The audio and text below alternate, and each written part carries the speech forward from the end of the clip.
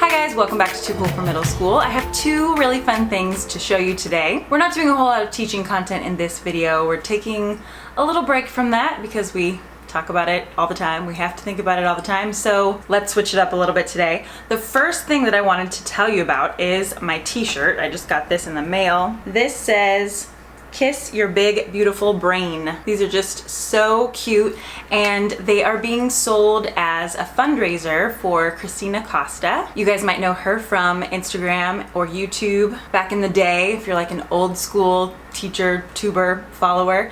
But she was recently diagnosed with a tumor in her brain, and she had it removed, and she is in the recovery process, and there are just resources and things that, you know, can help to make that process more effective and a little bit easier. So we are trying to raise some money to pay for things like a service dog, for example, and so proceeds from these t-shirts go directly to Christina. I don't think they'll be for sale forever. It is like a limited time, so if you're watching this video several months in the future or anything like that, the link may not work anymore, but right now they're still available. So yeah, this is the gray. I think they're super cute. I think there's a white as well, and then just like different styles that you can get. So yeah, if you'd like to help Christina out, I will leave that link down below. Goodness, the other thing that I switched up a little bit today was my curly hair routine. So normally I brush it while it's dry, which is like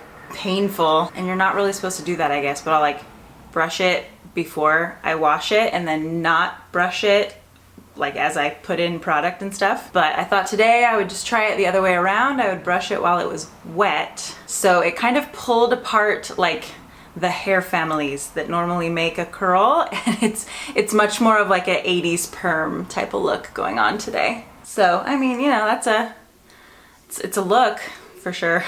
And we'll be living with it for the next 3 to 4 days till I wash my hair again. So anyways, the real reason that we're here is to talk about this new Globein box, which I opened from the bottom again. I think I did that last time too. So if you can't read upside down, this says Globein. This is a box of fair trade products, and they always have a theme. So I subscribe to a couple of boxes that are kind of similar to this, like fair trade subscription boxes, but this one's different because you can choose your theme. It doesn't necessarily have like a variety of things inside. It has like a coordinated, curated set of items that all fall under a certain theme. So this one is the wired box. I think it's like caffeine themed, which is great for me. I've already had 2 cups of coffee today. Let's see what is in this one.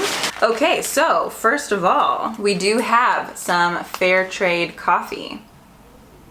I am a big coffee fan, kind of recently, I guess, only since like the end of grad school when I was writing my thesis and teaching full-time.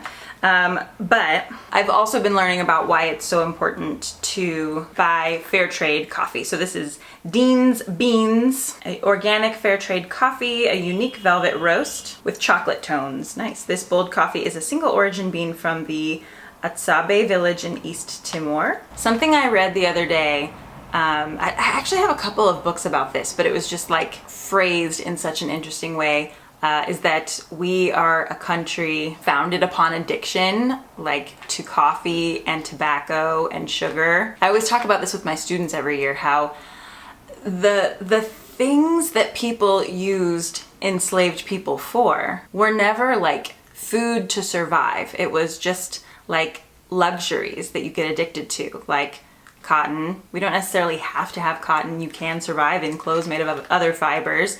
And coffee, we don't technically need coffee or sugar or tobacco or rum, right? All of those things that people used slave labor for were just luxuries that weren't even like necessary for survival. So I think about that a lot when I use products or consume products like coffee, chocolate, all of these things that are technically not necessary for my life, but they do improve my life, but there's no reason that people should be like suffering so that I can have a cup of coffee, you know? So I do feel like this is an easy way to switch this out, like just to buy fair trade coffee rather than whatever other brand I had before. So this renews my commitment to that. I kind of like, sometimes I just like forget about these things. Like I'll feel really passionate about it, and then I'll just like be at the store and you know, buy some coffee pods or whatever, and I won't think about it. So that's why another reason why I really like just interacting with like fair trade stores and fair trade brands and stuff, even on like Instagram,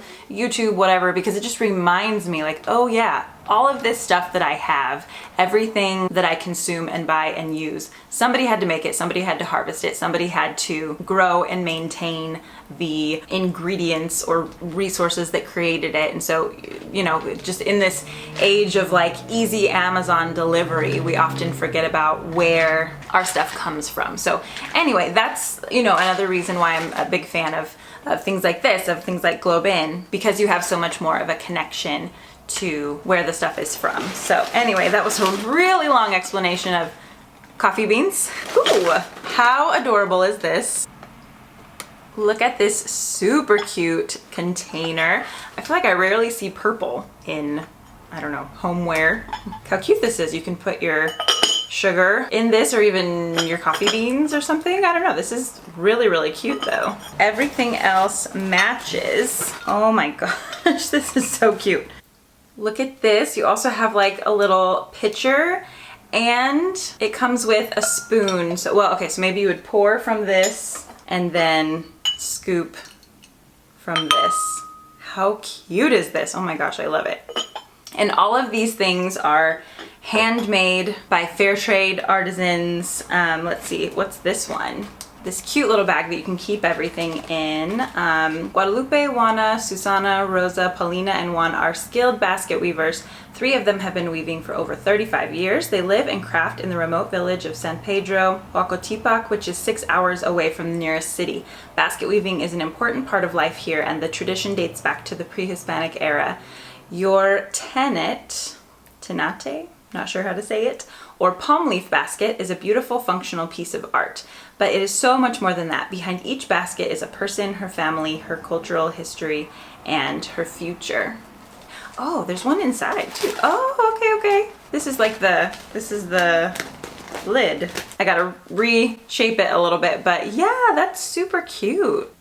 Look how beautiful this is, and it all goes with the pitcher and the saucer, and then you can have your coffee. So at this point in my life, especially since I'm spending so much time inside in our apartment, like we have enough stuff, like we're bursting at the seams with stuff. So I don't feel the need to bring a whole lot of new things into our apartment. But if I do bring in new things, I do really want it to like have a story and to benefit somebody else, and to, you know, help keep someone in business who isn't like a huge corporation, you know? So if those kinds of things are important to you too, I would definitely recommend Globein.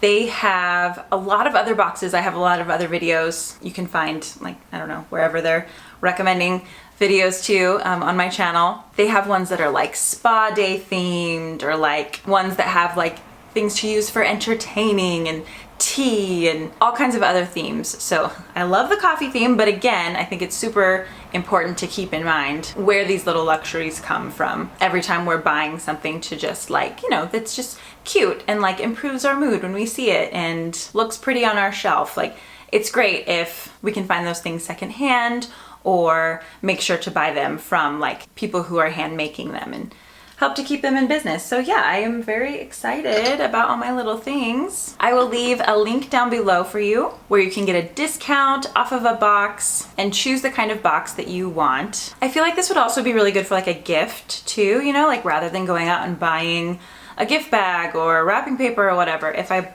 bought a present for somebody, I could just put it inside something like this and give it to them. So like, you know, as many uses as we can find for things, I think is really good. This t-shirt, by the way, I'm pretty sure is not fair trade. I try not to buy clothing anymore that isn't either like fair trade or secondhand. The only time I really buy t-shirts anymore is, you know, if they're part of a fundraising effort for something that I care about. So I did purchase this one in order to support my friend. So, you know, you can just kind of make those decisions about ethical consumerism, you know, by whatever standards you have. People kind of have different ways of looking at things. Anyways, thank you so much for watching. It was nice to just kind of sit down and catch up with you. I have some more teaching content coming out soon. I have like 2 videos that have a lot of teaching content in them. I'm just like waiting for permission to upload from people. So yeah, those are coming eventually. Thank you for being here. I truly appreciate every single view on any video. It